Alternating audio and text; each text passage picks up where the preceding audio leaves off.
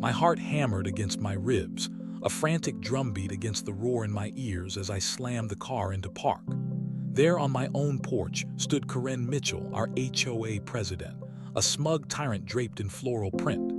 Flanking her were two burly security guards, their hands gripping my wife, Sarah, my 8 months pregnant wife.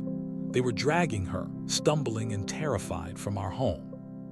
Tears streamed down Sarah's face, her hand instinctively clutching her swollen belly, her maternity dress twisted awkwardly. It was a scene ripped from a nightmare, unfolding in the bright afternoon sun.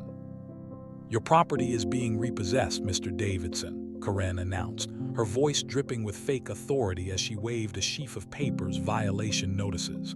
13 infractions in just 3 months. We gave you ample warning." One of the guards tightened his grip on Sarah's arm, wrenching a cry of pain from her. My vision tunneled. Neighbors peeked from behind curtains, phones held up, recording our humiliation, our terror. But none stepped forward. Fear, thick and suffocating, kept them silent. That's when something inside me shattered. The carefully constructed persona of Michael Davidson, average homeowner, the mask I'd worn for months, crumbled into dust. "Let her go, now," I commanded. My voice was different. Gone was the mild-mannered neighbor they thought they knew.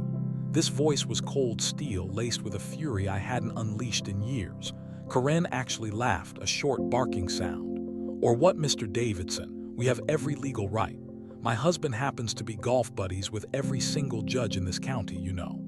The sheer arrogance, the casual cruelty, it fueled the storm brewing inside me. Despite the rage threatening to consume me, I kept my outward composure, pulling out my phone. Deadly calm had descended. "James," I spoke into the phone, my voice low but carrying in the sudden silence, "initiate Protocol Omega on Oak Ridge Holdings. Immediately. And prepare the complete dossier on Karen Mitchell." Karen's smirk remained fixed, but a flicker of uncertainty crossed her eyes. She saw Michael Davidson, the quiet guy who drove a sensible car. She couldn't possibly comprehend the reality, the billions resting in offshore accounts, the layers of shell corporations, the fact that Oak Ridge Holdings, the entity that owned every single property in this meticulously planned community, including the very ground her expensive house stood on, answered directly to me.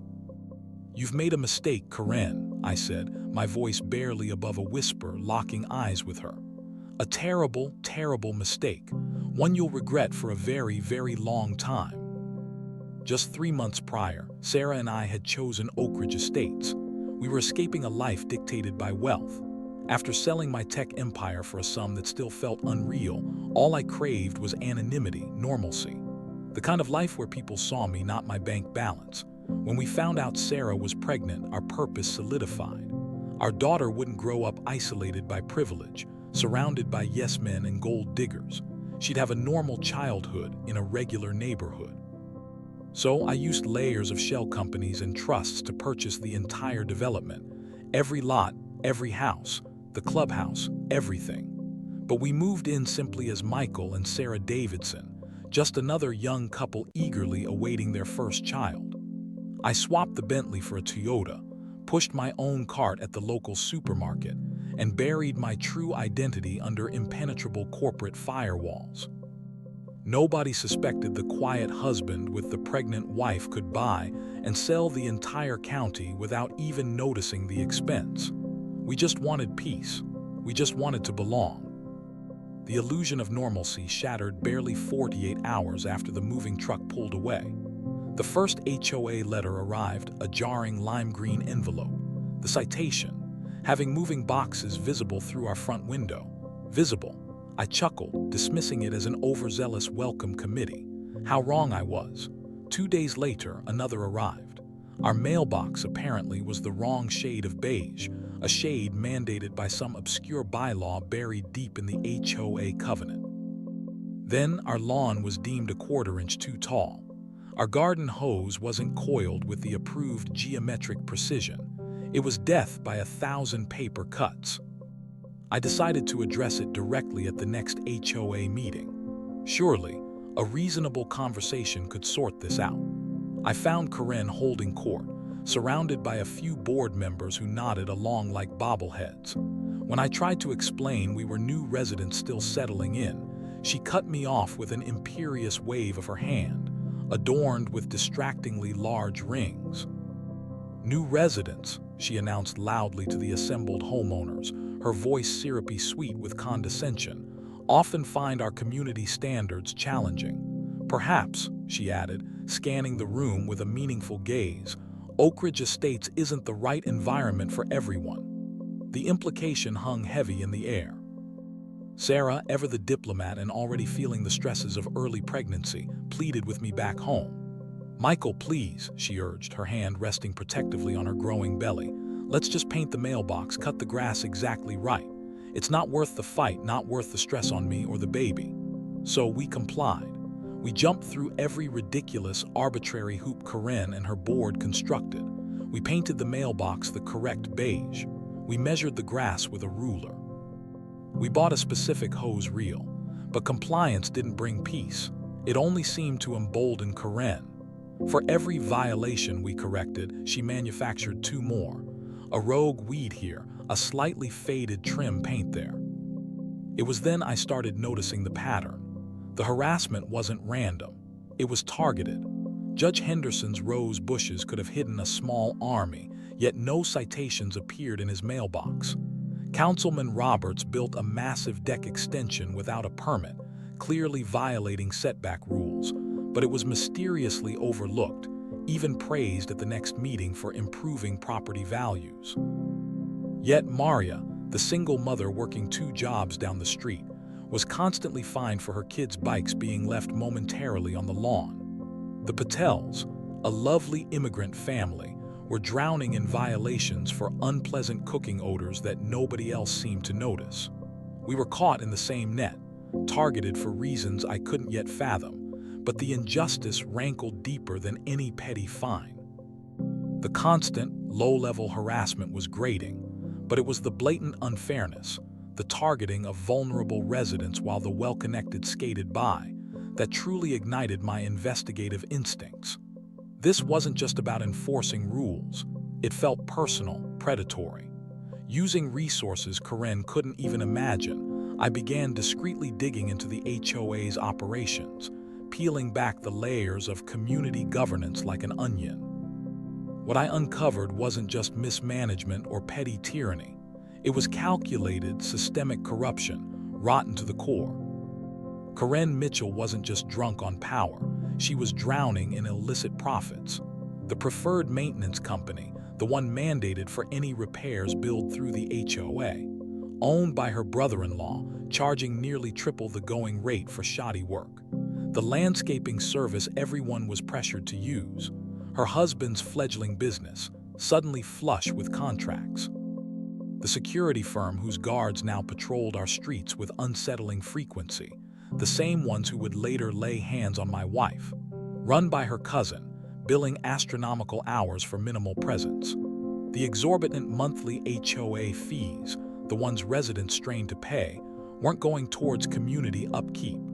They were being funneled, laundered through inflated invoices and phantom services, directly into the pockets of Karen's extended family. But it was worse than just financial fraud. Over the past year alone, Karen had orchestrated campaigns of relentless harassment that forced 6 families like the Patels, like Maria, out of their homes. They couldn't afford the constant fines, the legal threats, the sheer stress, and who swooped in to buy their properties at suspiciously low prices, well below market value. Karen's sister-in-law, a real estate agent who then quickly flipped the homes for massive profits. It was a predatory ecosystem, designed to enrich her family by preying on her neighbors. I gathered evidence meticulously: bank statements, emails obtained through discreet digital forensics, supplier contracts, property transfer records. I built an airtight case, documenting every transaction, every threatening letter, every instance of selective enforcement, all while continuing to play the role of the slightly overwhelmed, intimidated homeowner. The fines against us continued to mount, reaching almost $6,000 for infractions so absurd they were laughable, like a decorative garden gnome exceeding the height limit by less than half an inch. We paid them, bidding our time. Then came the turning point. Sarah developed complications with the pregnancy. Nothing life-threatening yet, but her doctor was firm. Complete bed rest, minimize stress at all costs, stay off her feet, and prepare for a possible early delivery. The world narrowed to taking care of her. I carefully explained the situation to Karen, formally requesting temporary leniency on external property maintenance like lawn mowing, while I focused entirely on my wife's critical health needs. Her response chilled me to the bone. "Medical issues are personal problems, Mr. Davidson, not the HOA's concern," she stated flatly, inspecting her freshly manicured nails as if discussing the weather. "Perhaps you should have considered the demands of property upkeep before deciding to start a family." The callousness was breathtaking. The very next day, a notice appeared: daily fines of $500 for unmowed grass, effective immediately. Security patrols started photographing our house hourly, documenting the growing violation. Our neighbors watched, their silence a mixture of fear and, I hoped, shame. They knew it was wrong, but they were too afraid of becoming the next target. That night, holding Sarah as she cried herself to sleep, worn down by the stress and fear, my resolve hardened. The time for playing by their twisted rules was over. The time for quiet observation had passed. It was time to act. That night, after settling Sarah and ensuring she was as comfortable as possible, the quiet facade I maintained dissolved the moment I closed the bedroom door. The time for silent suffering and meticulous documentation was over. It was time to deploy the arsenal I had kept hidden. I contacted my lead attorney, a man accustomed to high-stakes corporate warfare, not petty neighborhood disputes. I contacted my chief financial officer, instructing him to prepare an irrefutable audit trail of the HOA's finances under Oak Ridge Holdings. And I activated a top-tier private investigation firm specializing in forensic accounting and corporate fraud. Within 48 hours, a secure digital vault began filling with data. Every email the HOA board had ever sent, every transaction, every backroom deal, every falsified invoice. The sheer scale of Karen's embezzlement, the kickbacks, the targeted harassment campaigns, it was all laid bare, far worse than my initial findings suggested. Karen hadn't just bent the rules, she'd snapped them in half and set the pieces on fire, laughing all the way to the bank. All I needed now was the right moment, the perfect leverage to bring her entire corrupt empire crashing down. I had the evidence, I just needed the catalyst. I never imagined the catalyst would be an assault on my pregnant wife. That Tuesday morning felt different. There was a tension in the air, a storm brewing just beneath the surface of the manicured lawns and identical mailboxes. Sarah was resting, following doctor's orders religiously. I needed to make a quick grocery run. Her sudden craving for pickles and peanut butter couldn't be ignored. 20 minutes, tops, I promised, kissing her forehead. "I'll be right back. Keep the door locked." Leaving her alone felt wrong. A knot of anxiety tightening in my gut, but the fridge was bare, and the craving was intense. Our high-definition security cameras, installed discreetly weeks earlier, captured the horror that unfolded the moment my car turned the corner. Karen Mitchell, flanked by the same two security goons dressed in mock police uniforms, marched up our driveway. She didn't knock politely. She hammered on the door, waving official-looking eviction papers like a conquering hero. When Sarah, understandably hesitant, explained through the door that I wasn't home and asked them to return later, Karen simply forced her way inside.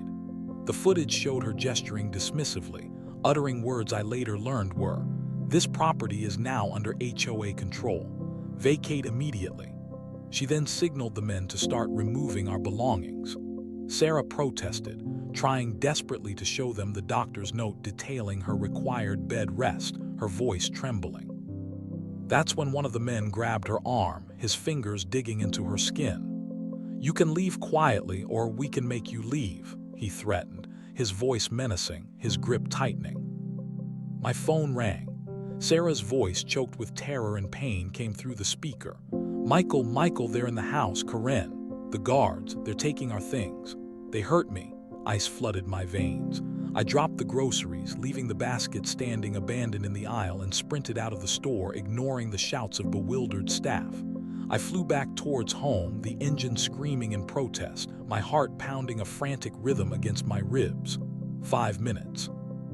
It was only a 5-minute drive, but it stretched into an eternity. I kept Sarah on the line, listening helplessly to her terrified pleading, begging them to stop, to wait for me. I heard Karen's cold, dismissive voice cut through the sobs. "The covenants are very clear on non-compliance." Then, I heard Sarah cry out sharply in pain again.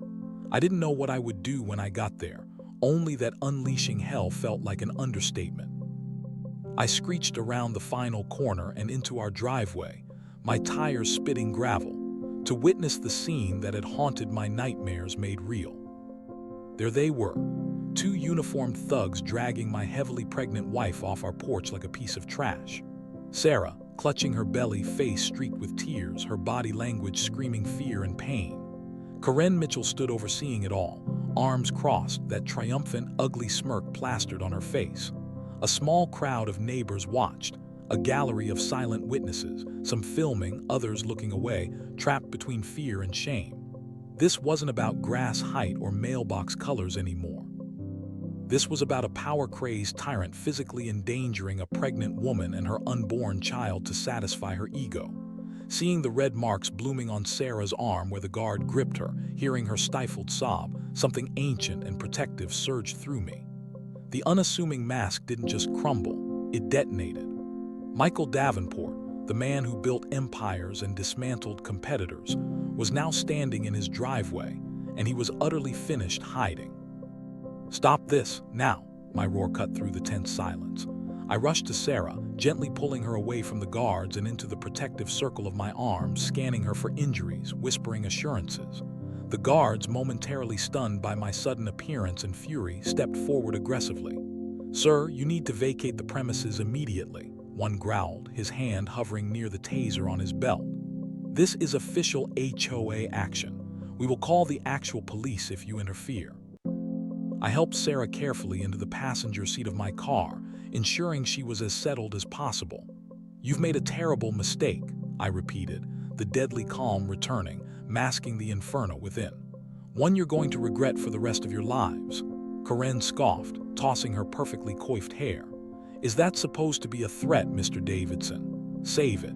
Good luck finding a lawyer in this town who dare cross my husband or the judges he plays golf with every weekend." That was the final straw. I took a deep breath, centering myself, and pulled out my phone again. Time to drop the hammer. "James," I said clearly, my voice steady, "it's Michael. Execute Protocol Omega on Oak Ridge Holdings, effective immediately." Karen's smugness began to falter, replaced by a flicker of confusion. She still didn't get it. "And James," I added, "send the complete documentation package, the audits, the ownership records, the evidence files, everything to every single resident's email address within the hour. Every single one." Now a sliver of fear entered Karen's eyes. What protocol? What documentation? I turned to the gathered neighbors, my voice ringing with authority. "Everyone, check your emails in 1 hour, and clear your schedules for this evening. Emergency community meeting, 7 o'clock, clubhouse. Trust me." I locked eyes with a few familiar, frightened faces. "You're all going to want to be there." As I carefully drove Sarah towards the emergency room, praying our baby was okay, my phone began vibrating nonstop. Notifications flooded in, secure messages confirming Protocol Omega was active, systems transferring, documents disseminating. My team, loyal and ruthlessly efficient, had executed flawlessly. Across Oak Ridge Estates, inboxes were pinging. Residents were simultaneously receiving irrefutable proof, property deeds showing Apex Holdings, my company, as the sole owner and controller of the entire development. Detailed financial audits exposing Karen's embezzlement of over $2.3 million in HOA funds. Compiled evidence of her systematic harassment campaigns. And a personal letter from me, Michael Davidson/Davenport, explaining exactly who I was, what had been done, and what was about to happen next. By the time the doctors assured us that Sarah and our baby, though shaken, were unharmed, the digital firestorm had engulfed Oak Ridge Estates. Karen, I heard later, had barricaded herself inside her house, refusing calls. The security guards had vanished, their company's phone lines suddenly disconnected. The power dynamic had irrevocably shifted. That evening, the community clubhouse wasn't just full, it was overflowing. People packed the room, standing along the walls, sitting on the floor, spilling out onto the patio, peering through the windows. Anxious chatter filled the air, fueled by the explosive emails they'd all received. When Sarah and I walked in, her hand held firmly in mine, a hush fell over the crowd. Every eye tracked our movement as we made our way to the front. Mrs. Rodriguez, the kind, elderly woman repeatedly fined for her colorful ethnic garden decorations, tearfully insisted Sarah take her seat in the front row. I stood before them, looking out at the faces of people who had lived under Karen's reign of fear for far too long, people who had suffered in silence. "My name is Michael Davidson," I began, my voice amplified slightly by the clubhouse microphone. Though, as many of you now know from my email, my legal name is Michael Davenport. A collective murmur rippled through the room. The name of my former company, Quantum Core Technologies, was globally recognized. My wife and I moved here seeking a normal life, a safe and welcoming place to raise our daughter, I explained, my gaze finding Sarah's reassuring smile. We wanted to escape the isolation that wealth can bring. Instead, my voice hardened, we found a community held hostage by greed, corruption, and calculated cruelty. Today, that ends. I clicked a remote, and the projector flared to life, displaying incriminating financial records on the wall behind me. For the past 5 years, I continued, walking them through the evidence, Karen Mitchell and her complicit board members have systematically embezzled your HOA fees, enriched their families through fraudulent contracts, harassed residents until they were forced to sell their homes cheaply, and then profited from flipping those properties. I showed them the tangled web of shell companies, the inflated invoices, the proof of kickbacks, the patterns of selective enforcement targeting the vulnerable. The silence in the room was heavy, thick with shock and dawning anger. But here's the crucial piece Karen never understood, I stated, my voice resonating with quiet power. Apex Holdings, my company, established this development. We hold the primary deeds and covenants for every single property in Oak Ridge Estates, including Karen Mitchell's house. The HOA was granted authority to operate by my company, an authority they have catastrophically abused. Gasps echoed through the room. Therefore, as of this morning, I have exercised my right as the ultimate authority. The current HOA board is dissolved. All contracts with the affiliated security, landscaping, and maintenance companies are terminated, effective immediately. All outstanding fines and liens issued under the previous board are canceled and forgiven. I paused, letting the weight of the words sink in. Furthermore, I have directed my legal team to initiate criminal proceedings against Karen Mitchell and any board members or associates who participated in the fraud, and specifically, in today's assault on my wife. Right on cue, the flashing blue and red lights of police cars sliced through the evening gloom outside, converging on Karen's house down the street. A wave of relief washed over the crowd. But this isn't just about punishment, I said, softening my tone. This is about rebuilding. It's about creating the community we all came here hoping to find.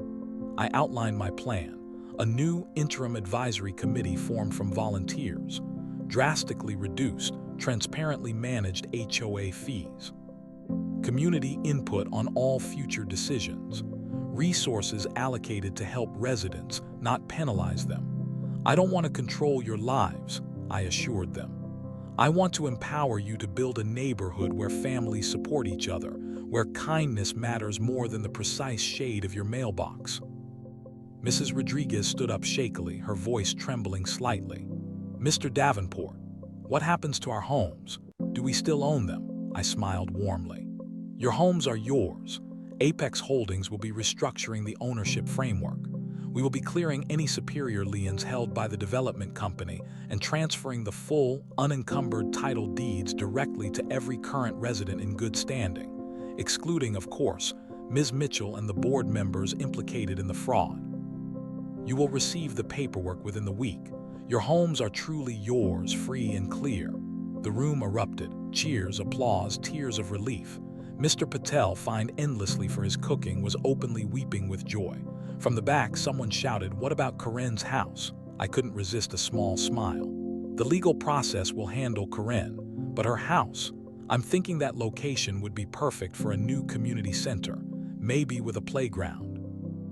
As if scripted, we heard the distant, muffled sound of Karen shouting indignantly as police officers escorted her, handcuffed, into a waiting patrol car. The reign of terror was officially over. 3 months later, our daughter, Alina, was born into a community reborn. We renamed it New Beginnings. Karen and 3 of her cronies were awaiting trial, their ill-gotten homes repurposed. One became a much-needed daycare, another a small library, and Karen's former residence was indeed transformed into a beautiful community center and playground. Pushing Alina's stroller through the neighborhood now feels completely different. Mrs. Rodriguez proudly shows off her vibrant garden. Mr. Patel invites neighbors over for dinners filled with wonderful aromas, and kids play freely. Sarah, radiant and recovered, walks beside me, greeted warmly by neighbors who are no longer afraid. We found our normal life, forged in the fire of corruption but emerging stronger and kinder. Sometimes, you have to tear down the old walls to build something truly beautiful. Thanks for following our story. If you faced HOA troubles or just enjoyed seeing justice served, maybe give this video a like and consider subscribing for more stories. We appreciate your support.